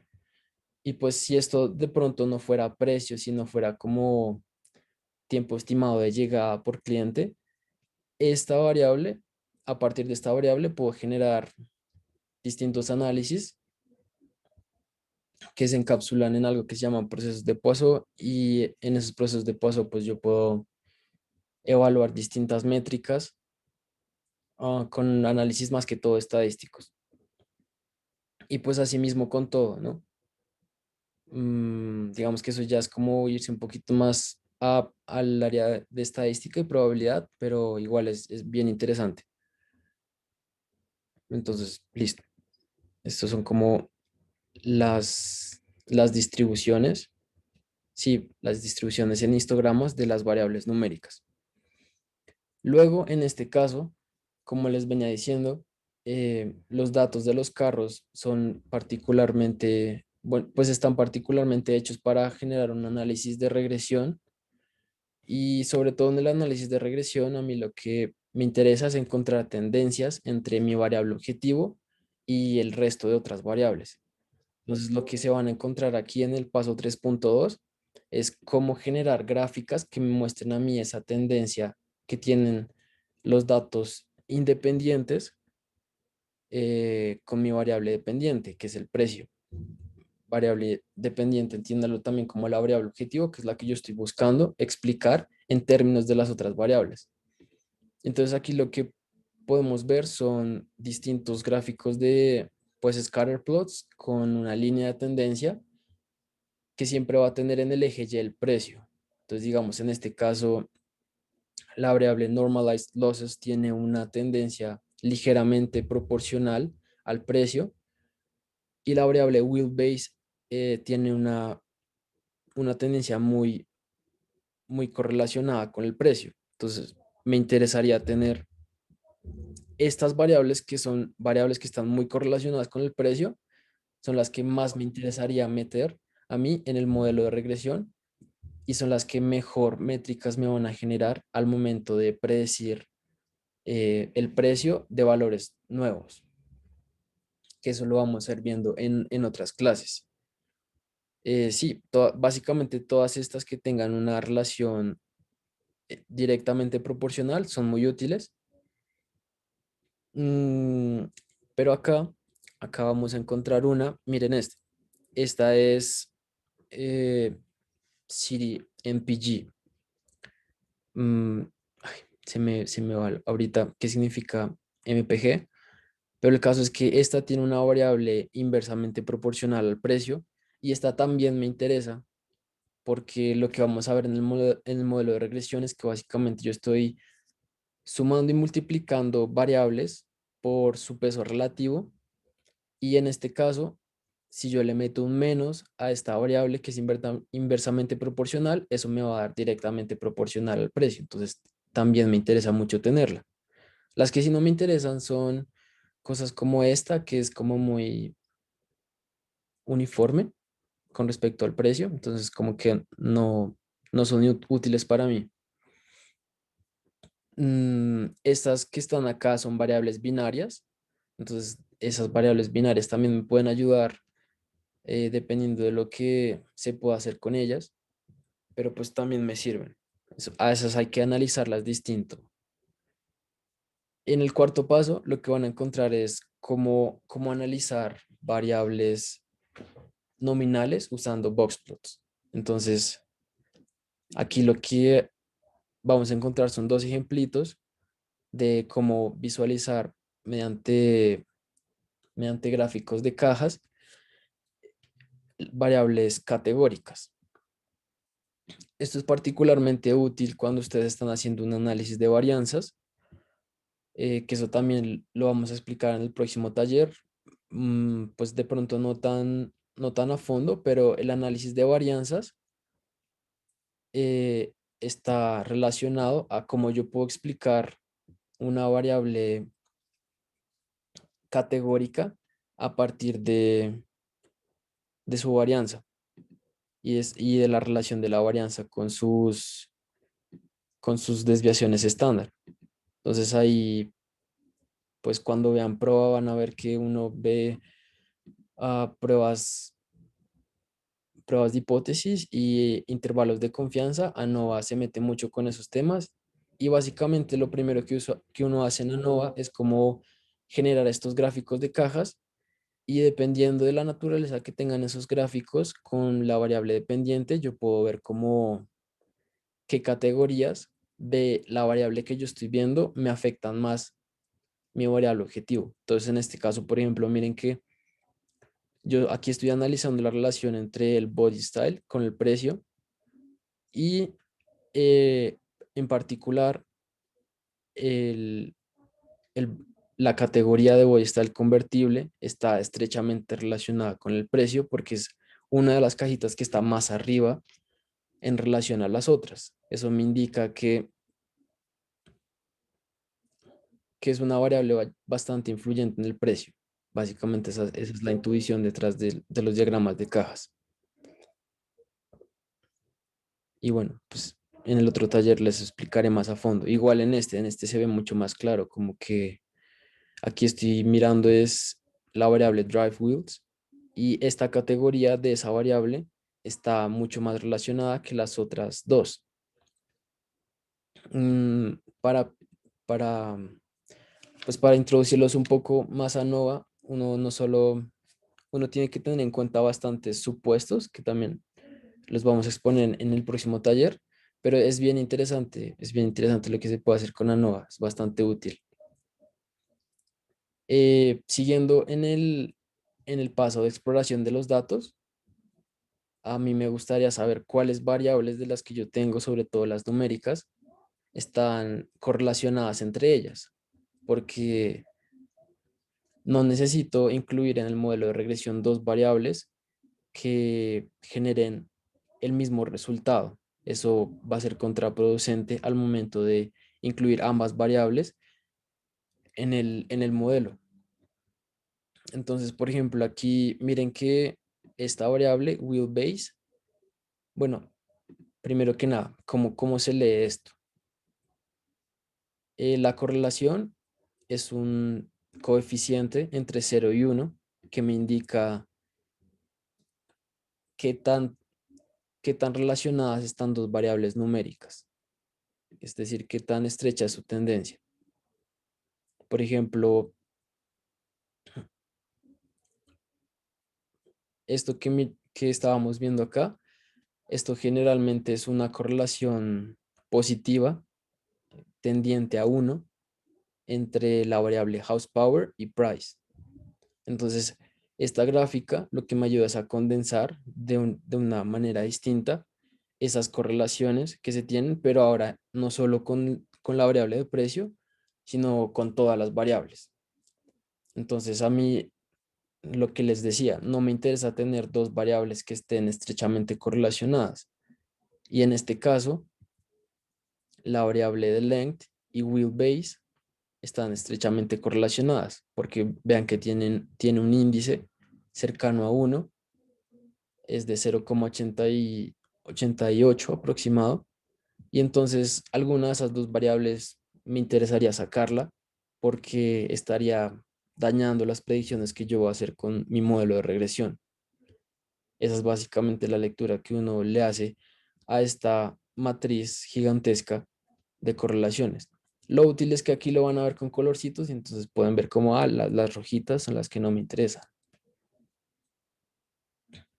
Pero igual pueden hacer como una submatriz generando un conjunto pues seleccionando un conjunto de columnas con los índices del data frame y pues usando exactamente el mismo método. Entonces aquí pues pueden ver, tengo una matriz mucho más chiquita. Aquí lo que no me gustó y no sé por qué no sale así es que aquí lo que sale rojito, aquí no les está saliendo rojito, pero igual les sale el coeficiente. Entonces téngalo muy en cuenta. Lo otro es que pueden, o sea, Pandas tiene una librería que les ayuda a generar todo un resumen del perfilamiento de los datos que ustedes tienen.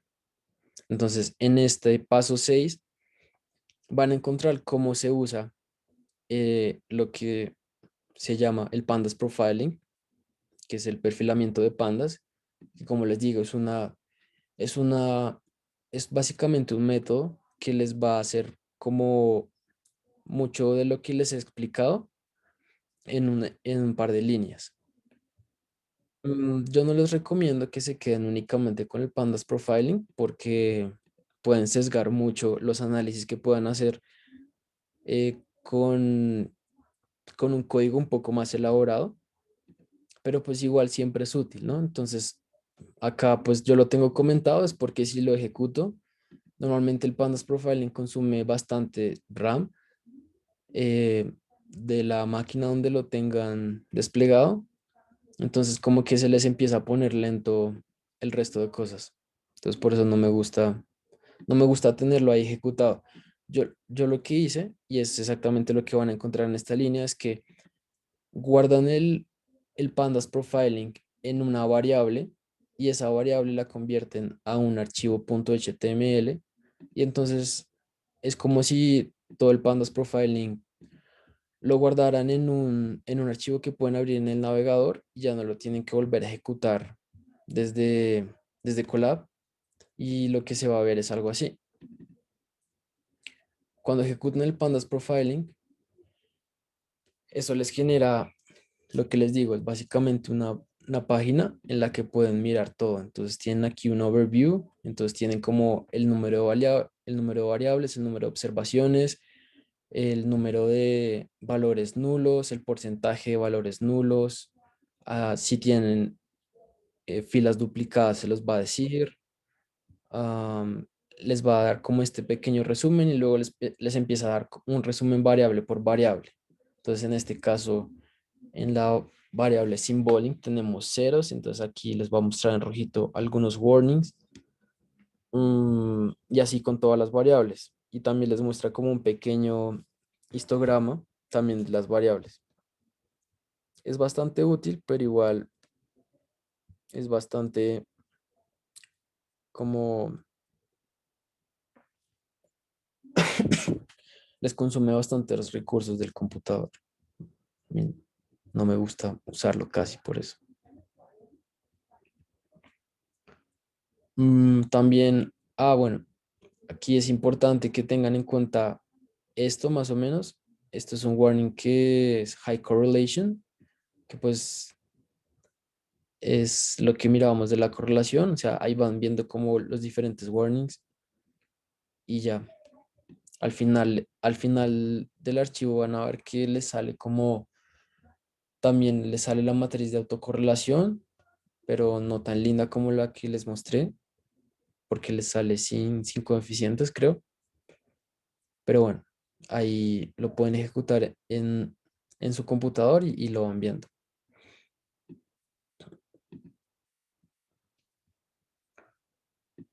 Listo, entonces ahora empezamos la segunda parte, que es la de limpieza de datos. Entonces, lo primero que a mí me interesa quitar son los valores nulos. ¿Por qué? Porque no me interesa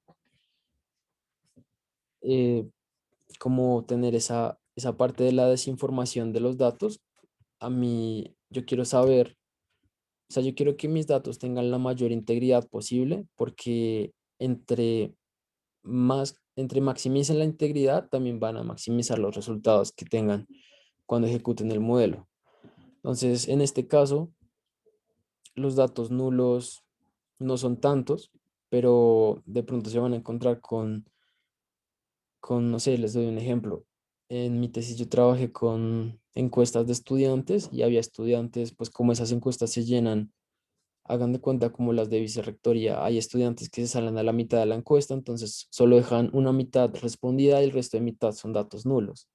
Entonces esos datos nulos no los debo incluir si yo quiero hacer algunos análisis porque me van a estar perjudicando los análisis que yo haga si yo los tengo en cuenta. hagan de cuenta que, no sé, yo quiero calcular de pronto el promedio de una respuesta específica, del valor de una respuesta específica. Y si yo tengo en cuenta a todos los estudiantes, incluidos los datos nulos, ese promedio me va a dar mucho más distinto a que si yo tengo en cuenta únicamente los estudiantes que sí respondieron. Entonces, por eso es que me interesa quitar los datos nulos. En este caso, los datos nulos en los datos de los carros estaban escritos como interrogantes, es decir, como un texto con interrogante dentro del data frame. Y lo que yo hago aquí en esta línea es reemplazar todos los interrogantes por NaN, que lo saco de NumPy. Y le digo, este atributo in place true es porque los data frames son datos inmutables. Entonces, así ustedes ejecutan este método, si lo ejecutan sin el in place true, no se les va a modificar el data frame. Entonces, ese in place true es como para que el data frame se modifique solito, únicamente corriendo el código, corriendo el método, que digo. Y pues luego ya lo miramos. Aquí no se ven los datos nulos como tal, pero pues aquí van a ver que si teníamos datos nulos. Entonces, en este for lo que yo estoy revisando es por cada columna, estoy revisando si hay datos nulos en esa columna y los estoy sumando.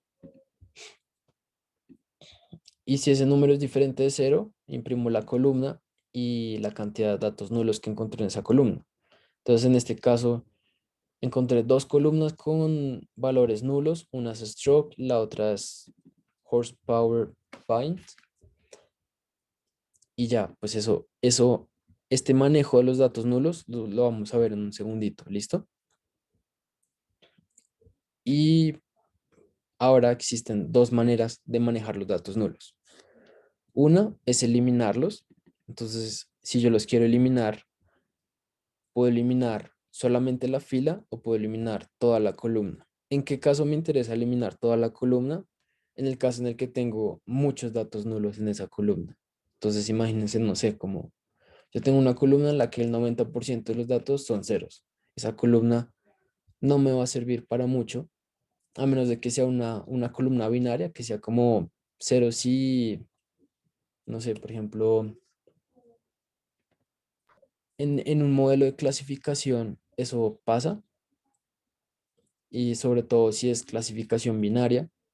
Por ejemplo, mi variable objetivo puede ser, yo quiero saber si es spam o no es spam, es que es como el ejemplo clásico del modelo de clasificación. Entonces es cero si es spam y es uno si no es spam. Entonces, no sé, yo tengo muchos datos que son spam, que son como el 60% de mis datos, esa columna sí no la elimino. Pero en el caso de que tengan otro tipo de columnas, sobre todo si son datos independientes, así no es su variable objetivo y tienen muchos datos que son nulos, sí me interesa eliminar toda la columna. Y como elimino esa columna,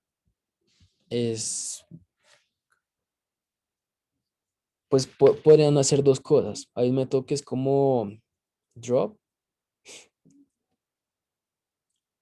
o sea, no drop en A, sino drop. Y como parámetro le meten el índice de la columna, creo. Y eso les bota las columnas del data frame. Pero en este caso, yo como no tenía muchos datos nulos, entonces elimino la fila. Y eso lo hace con drop en A. Y ya. Entonces van a ver que aquí pues ejecuto esta línea y luego vuelvo a ejecutar el for y entonces ya no me imprimen ningún dato nulo. Y el segundo método para reemplazar los datos nulos es para manejar los datos nulos, es reemplazarlos por alguna función que ustedes quieran. Entonces puede ser, no sé, reemplazarlos por la media, es decir, por el promedio o por el dato más repetido en esa columna. Y eso también lo van a encontrar acá. Entonces yo Para calcular el promedio, lo que hago es usar el método .min y este parámetro lo que les va a decir es como el axis siempre lo van a manejar como, hagan de cuenta, como si es horizontal o si es vertical, la suma. Entonces, si es axis 0, la suma es vertical y si es axis 1, la suma es horizontal. Entonces, en este caso lo estoy diciendo, seleccioneme todos los datos de la columna stroke, quiero que los maneje como float y quiero que los sume verticalmente y me calcule el promedio. Y eso va a quedar guardado en esta variable. Y luego lo que hago es usar el método replace y le digo como reemplazme todos los datos que son nulos por el promedio y modifíqueme de una vez el data frame. Y entonces este data frame, cuando corren esta línea, les va a quedar modificado con los datos nulos reemplazados. Y pues aquí hago básicamente lo mismo, solo que con otros métodos. En este caso uso value counts eh, para ver cuál es la frecuencia de los distintos valores de esta columna, que es horse bind, y a ese value count le saco el ID del valor máximo y lo guardo en una variable y hago exactamente lo mismo que hice acá.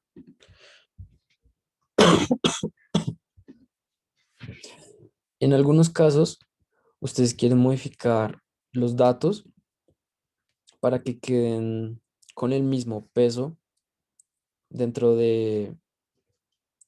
dentro de los datos que ustedes le van a meter al modelo. Porque, por ejemplo, si ustedes tienen dos escalas distintas, digan ustedes como, no sé, edad y, y rango salarial. Si ustedes tienen un rango salarial de 500 millones y pues obviamente el rango salarial es mucho más amplio que el rango de edad con respecto a las personas y están prediciendo como el índice de felicidad de esas personas, a pesar de que en el modelo de regresión lineal los pesos les queden distintos, igual ese rango les va a afectar un poco la predicción, porque es un rango muy distinto. Entonces, en ese caso, por ejemplo, lo que pueden hacer es estandarizar los datos. Entonces, hay dos maneras de estandarizar. Una es tomando el mínimo y el máximo. Entonces, ustedes básicamente lo que hacen es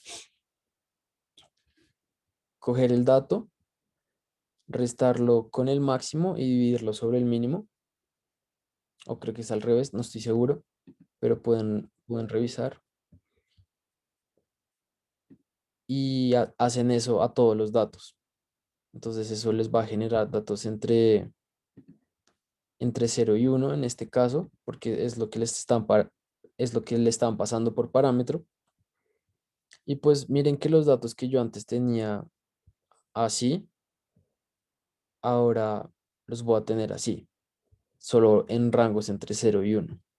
Y pues eso es útil en algunos casos, en otros casos no es tan útil. Entonces tienen que saber, tienen que conocer cómo funciona el modelo que están usando para poder decidir en qué casos es pertinente estandarizar o normalizar los datos. La normalización ya la hacen con un standard scaler, que sí, es como una clase de scikit-learn, que scikit-learn es la librería más usada para machine learning en Python y en R, creo que también se puede usar, pero más que todo se usa en Python. Y pues es la que vamos a estar usando para tanto los modelos de clasificación como para los modelos de regresión. ¿Listo? Y pues también les sirve para otras cosas, como lo que les mostré de Camins, eso también lo hice con scikit-learn. Entonces de scikit-learn pueden importar el min-max scaler o el Standard Scalar y usan básicamente la documentación, digamos, cualquier cosa que encuentren de Scikit-learn está aquí en la documentación, entonces ahí pueden como explorarlo. Ahí van a encontrar muchísimos ejemplos y también cosas muy útiles para cualquier modelo que estén haciendo. Pues en este caso, aquí, si nos vamos a revisar la documentación, pues aquí pueden encontrar los parámetros de las cosas, los atributos y cómo se usa. Aquí tienen un ejemplito. ¿Listo? Entonces, se van a dar cuenta que muchas de las cosas, sobre todo clases de scikit-learn, tienen estos métodos que son .fit, transform y .fit transform o .predict, básicamente, en caso de las clases que son modelos. Y ya, pues ahí digamos que lo van explorando.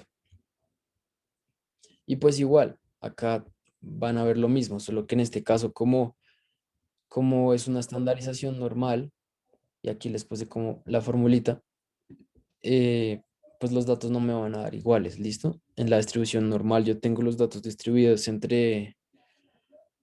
sobre todo entre -1 y 1, entonces pues los datos les van a aparecer así.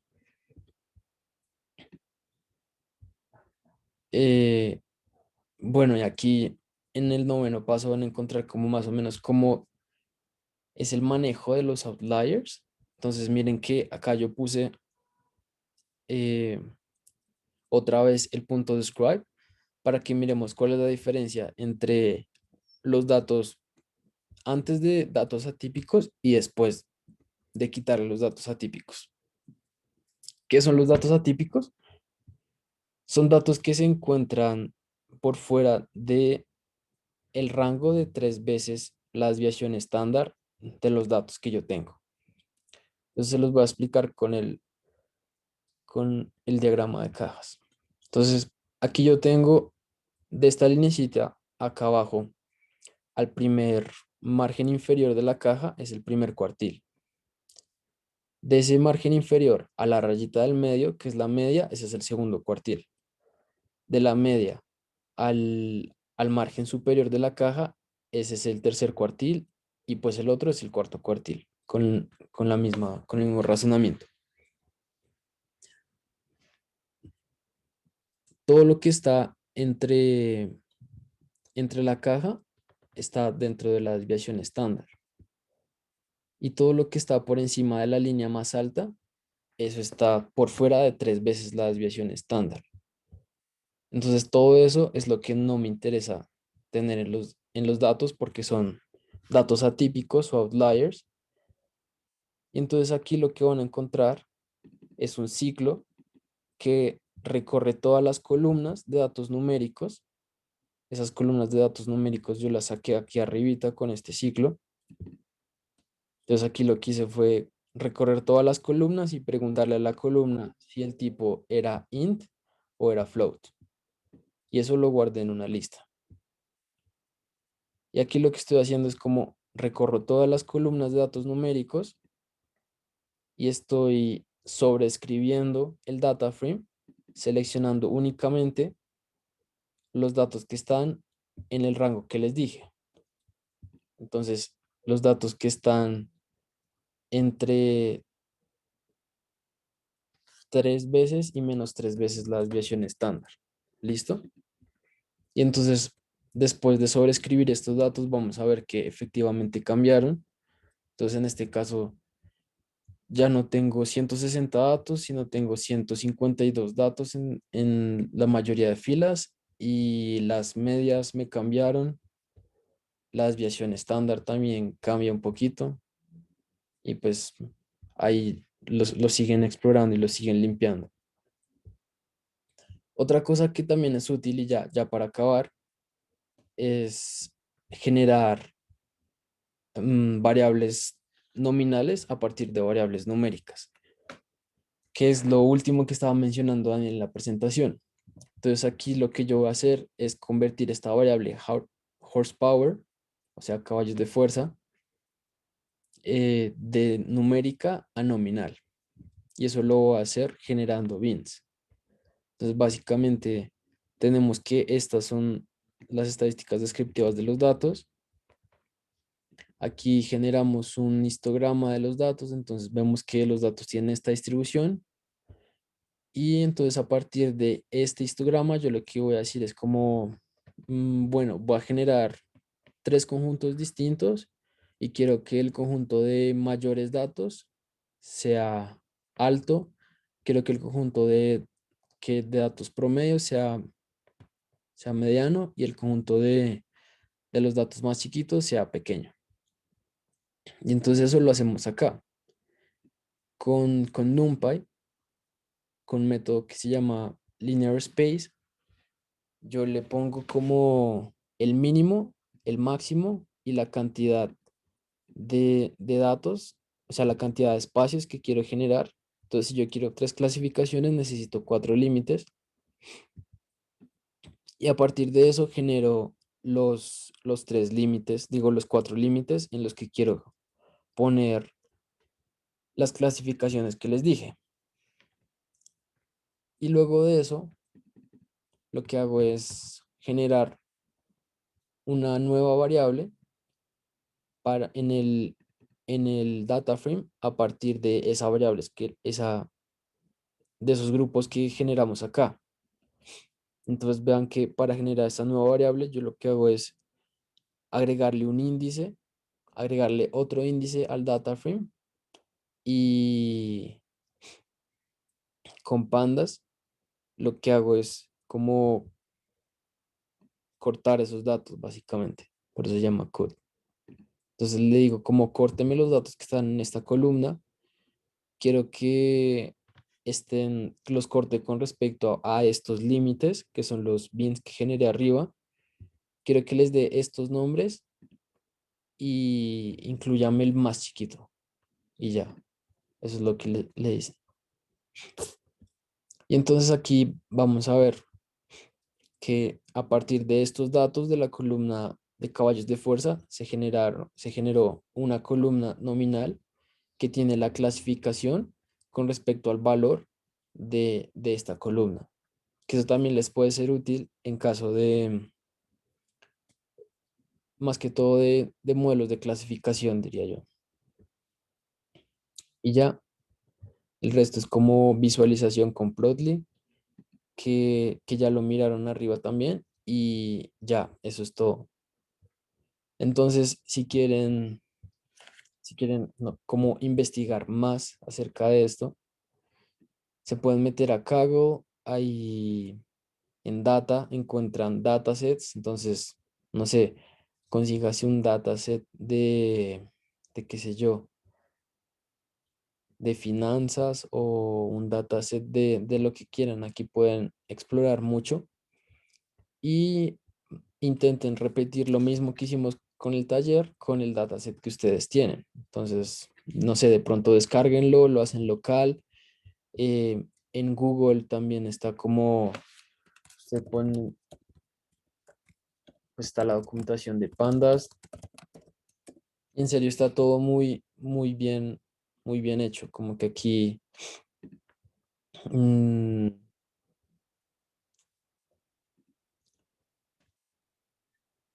esperen, busquemos otra cosa como,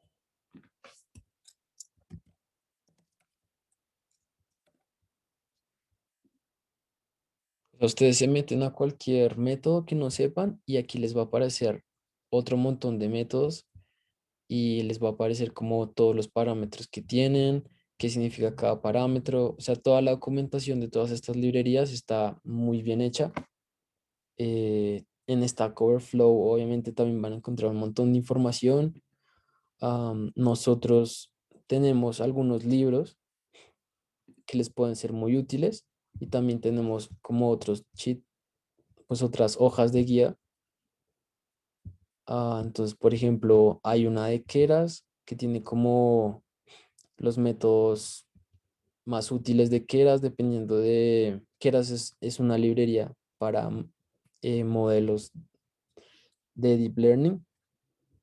Entonces, como que aquí encuentran bastantes métodos útiles. También está la de Pandas, está la de NumPy.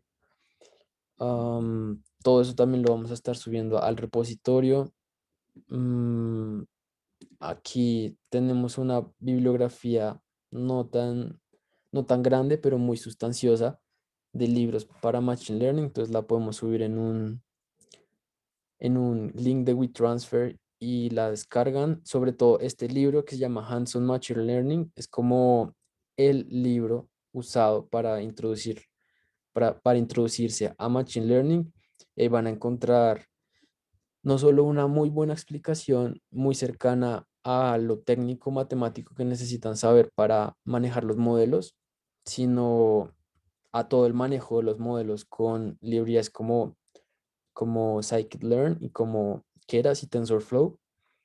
Entonces, el que quiera, o pues nosotros podemos generar el link de WeTransfer y se los mandamos ahí por el grupo ACM o algo así. Cualquier cosa nos escriben, pero sí, o sea, material es lo que hay, ¿listo? Entonces, muy chévere, muchas gracias a todos y creo que eso sería todo.